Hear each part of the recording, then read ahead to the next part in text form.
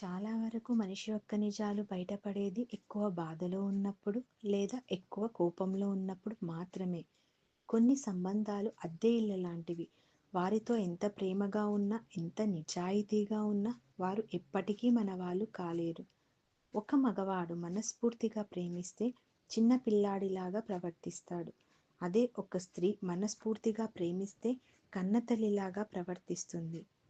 కలలు కన్నంత సులువుగా జీవితం ఎప్పుడూ ఉండదు. ఏదో ఒక మలుపు జీవితం మొత్తాన్ని పూర్తిగా మార్చేస్తుంది.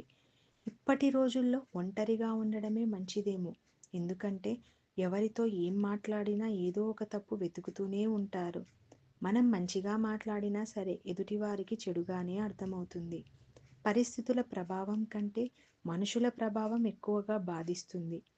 ఏడంతస్తుల మేడలో ఉన్నామా లేక ఏమీ లేని పూరి గుడిసెలో ఉన్నామా అనేది అసలు ముఖ్యం కాదు. ఎంత ప్రశాంతంగా ఉన్నామనేదే ముఖ్యం. పడిపోయినప్పుడు ఆగిపోకూడదు, తిరిగి పరిగెత్తడం నేర్చుకోవాలి.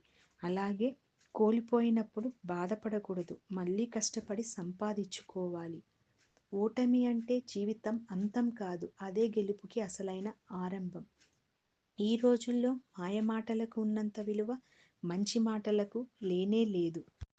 అన్నీ బాగున్నప్పుడు పలకరించినా పలకరించకపోయినా పర్వాలేదు, కానీ బాధలో ఉన్నప్పుడు మాత్రం తప్పకుండా వెళ్ళి పలకరించి రండి.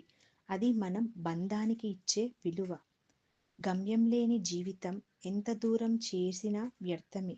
అలాగే లక్ష్యం లేని జీవితం ఎంతకాలం ఉన్నా వ్యర్థమే. మనిషి ఇబ్బంది పడే రెండు సందర్భాలు: ఒకటి డబ్బులు పొదుపు చేయలేనప్పుడు, రెండవది మాటలు అదుపు చేయలేనప్పుడు.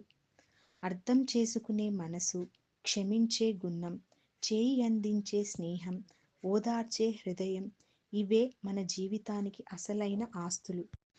డబ్బులతో కొనేవాటిని సుఖాలు అంటారు, డబ్బుతో కొనలేని వాటిని ఆనందాలు అంటారు. అందుకే జీవితాన్ని ఆనందంగా జీవించండి. వృక్షానికి వేర్లు ఎంత ముఖ్యమో మనిషికి విలువలు కూడా అంతే ముఖ్యం.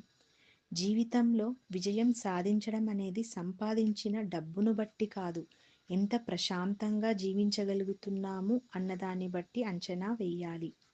జీవితం అనేది చాలా చిన్నది, కానీ మనకు నచ్చినట్లు మనం బ్రతకాలి అనుకున్నప్పుడే తెలుస్తుంది జీవితం అంటే ఎంత పెద్దదో.